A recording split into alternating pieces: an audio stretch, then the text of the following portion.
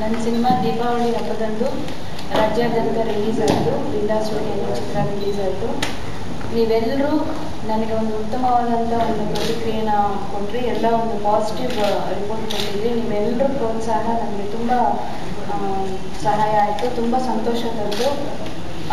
ನನ್ನ ಸಿನಿಮಾ ಕೂಡ ಇವತ್ತು ಯಶಸ್ವಿಯಾಗಿ ಪ್ರದರ್ಶನ ಕಾಣ್ತಾ ಇದೆ. ಸೊ ಆ ಒಂದು ಖುಷಿನ ನಿಮ್ಮ ಜೊತೆ ಹಂಚ್ಕೋಬೇಕು ಅನ್ನೋದಕ್ಕೋಸ್ಕರ ಇವತ್ತು ನಾನು ಪ್ರೆಸ್ ಮೀಟ್ ಕರೆದಿದ್ದು. ನಿಜವಾಗ್ಲೂ ನಿಮ್ಮೆಲ್ಲರೂ ಪ್ರೋತ್ಸಾಹ ನನಗೆ ಖುಷಿ ಆಯಿತು. ಇಷ್ಟು ಒಳ್ಳೆ ಒಂದು ಉತ್ತಮವಾದಂಥ ಒಂದು ಪ್ರತಿಕ್ರಿಯೆ ಬಂದಿದೆ ಸಿನಿಮಾ ಬಗ್ಗೆ.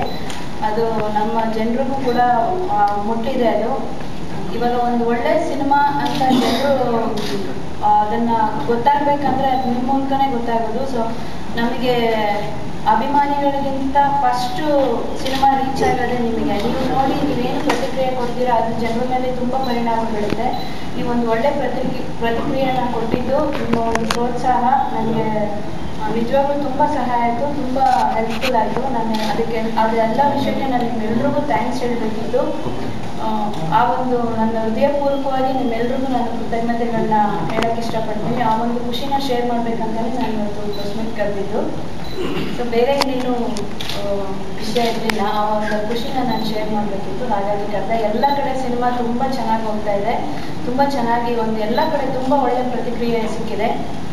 ಆದರೆ ಒಂದು ಬೇಸರ ಇದೆ, ನಮ್ಮ ಕನ್ನಡ ಚಿತ್ರರಂಗದಲ್ಲಿ ನಮ್ಮ ಕನ್ನಡ ಪ್ರೇಕ್ಷಕರು ಯಾವಾಗಲೂ ಕನ್ನಡದಲ್ಲಿ ಒಳ್ಳೆ ಸಿನಿಮಾ ಬರಲ್ಲ ಅಂತ ಹೇಳ್ತಾರೆ. ಬೇರೆ ಲ್ಯಾಂಗ್ವೇಜ್ ಸಿನಿಮಾದಲ್ಲಿ ನಮ್ಮ ಕನ್ನಡ ಆಡಿಯನ್ಸ್ ಜಾಸ್ತಿ ಇರ್ತಾರೆ. ನಾವು ಎಲ್ಲರೂ ನೋಡ್ತೀವಿ, ಬೇರೆ ಒಂದು ಭಾಷೆಗಳ ಚಿತ್ರನ ಎಲ್ಲರೂ ನೋಡ್ತೀವಿ. ಆದರೆ ನಮ್ಮ ಒಂದು ಕನ್ನಡ ಚಿತ್ರಕ್ಕೆ ಫಸ್ಟ್ ಪ್ರೋತ್ಸಾಹ ನೀಡಿ, ನಮ್ಮವ್ರನ್ನ ಫಸ್ಟ್ ನೋಡಿ, ನಮ್ಮವ್ರನ್ನ ಫಸ್ಟ್ ಪ್ರೋತ್ಸಾಹಿಸಿ. ನಮಗೆ ಒಂದು ಭಾಷಾಭಿಮಾನ ಜಾಸ್ತಿ ಆಗಬೇಕು. ಬೇರೆ ಭಾಷೆಗಳಲ್ಲಿ ನೋಡಿದ್ರೆ ಆ ಭಾಷಾಭಿಮಾನ ನಮ್ಮಲ್ಲೆಲ್ಲೋ ಒಂದು ಕಡೆ ಕಳೆದೋಗ್ತಾ ಇದೆ ಅಂತ ಅನ್ನಿಸ್ತಾ ಇದೆ. ನಮ್ಮವರೇ ಬೇರೆ ಒಂದು ಲ್ಯಾಂಗ್ವೇಜ್ ಸಿನಿಮಾಗಳನ್ನ ಜಾಸ್ತಿ ನೋಡ್ತಾ ಇದ್ದಾರೆ. ಕನ್ನಡ ಸಿನಿಮಾ ಥಿಯೇಟರ್ಸ್ಗಳಿಗೆ ನಮ್ಮವರು ಬರೋದು ತುಂಬ ಕಡಿಮೆ ಆಗಿದೆ. ಆ ಒಂದು ವಿಷಯದಲ್ಲಿ ನನಗೆ ಬೇಜಾರಾಗಿದೆ.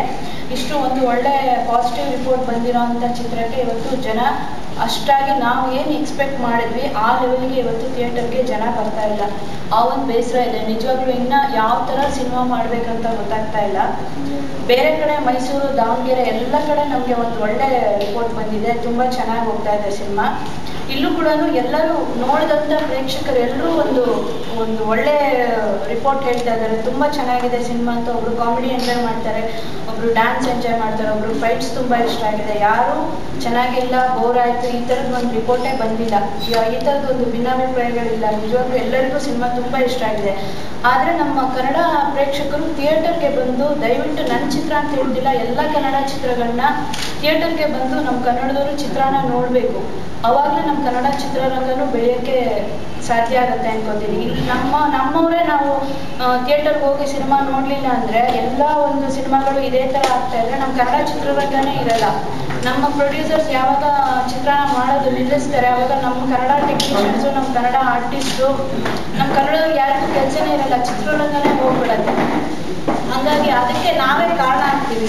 ಅದಕ್ಕೆ ದಯವಿಟ್ಟು ಕಾರಣ ಆಗಬಾರ್ದು. ನಿಮ್ಮ ಮೂಲಕ ನಾನು ಇದನ್ನು ಜನಕ್ಕೆ ಹೇಳೋಕ್ಕೆ ಇಷ್ಟಪಡ್ತೀನಿ. ಇವತ್ತು ಪ್ರತಿಯೊಬ್ಬ ಕನ್ನಡಿಗರು ನಿಮ್ಮದೇ ಆದಂಥ ಹುಡುಗಿ, ನಿಮ್ಮ ಕನ್ನಡದ ಹುಡುಗಿ ಒಂದು ನಿರ್ದೇಶನ ಮಾಡಿಕೊಂಡು, ನಿರ್ಮಾಪನ ಮಾಡಿಕೊಂಡು, ಅದರಲ್ಲಿ ನಾನು ನಟನೆ ಮಾಡಿಕೊಂಡು ಮಾಡೋದು ಇವತ್ತು ತುಂಬ ಕಷ್ಟ ಇದೆ. ಎಷ್ಟು ಜನರು ಶ್ರಮ ಇರುತ್ತೆ ಒಂದು ಸಿನಿಮಾ ಮಾಡ್ಬೇಕಾದ್ರೆ.